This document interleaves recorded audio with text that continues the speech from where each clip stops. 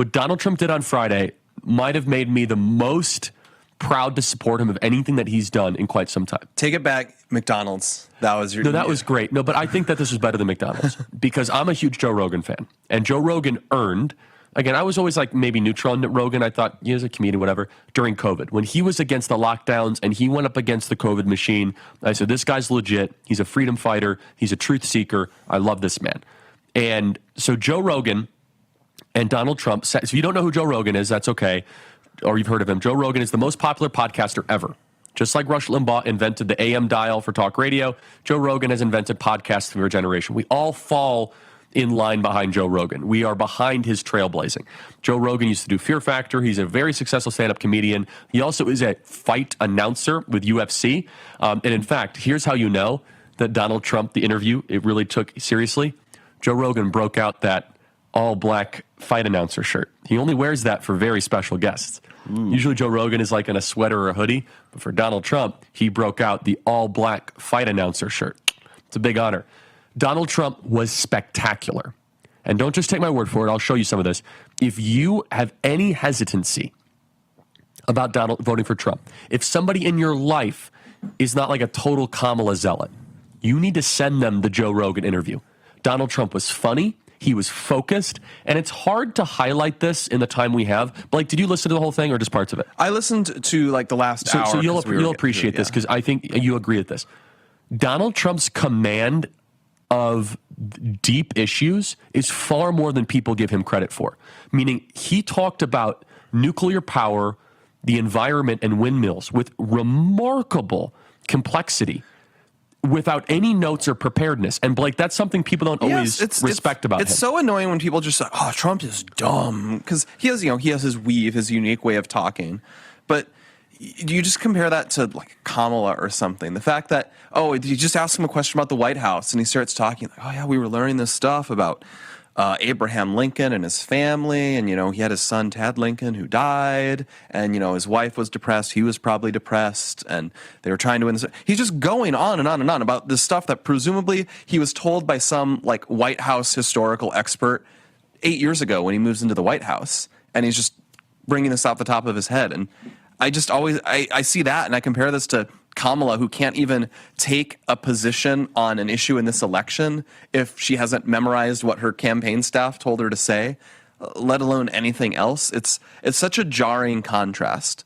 And he can do this on so many different topics. They'll say like, oh, Trump is like old, but really what you see is Trump has a tremendous amount of energy. Yeah, he can just go on this podcast and talk for 3 hours. And by the way, that was after he did our rally the night before, very, very late. He did a press conference, and then he did a rally in Michigan afterwards. Okay, so again, one of the captions on YouTube is, imagine telling someone 15 years ago that the host of Fear Factor and the host of The Apprentice talking to each other on a podcast would be the most important political event of 2024. Yep.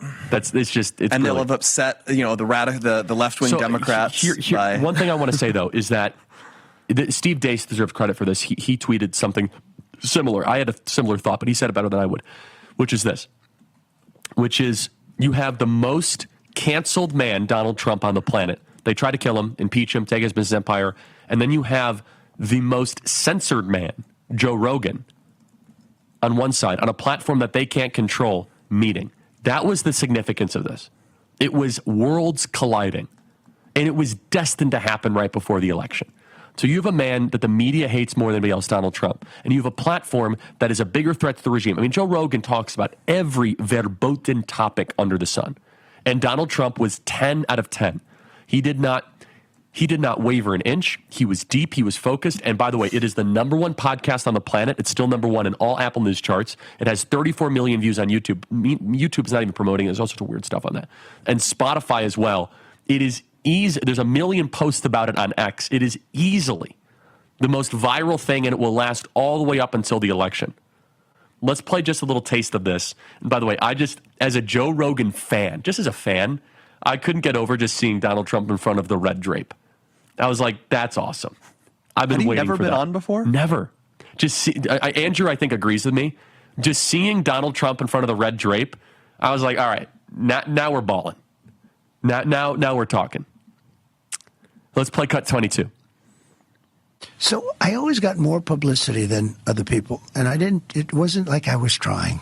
In fact, I don't know exactly why. Maybe you can tell me why. Oh, I could definitely tell you. You said a lot of wild shit. Maybe.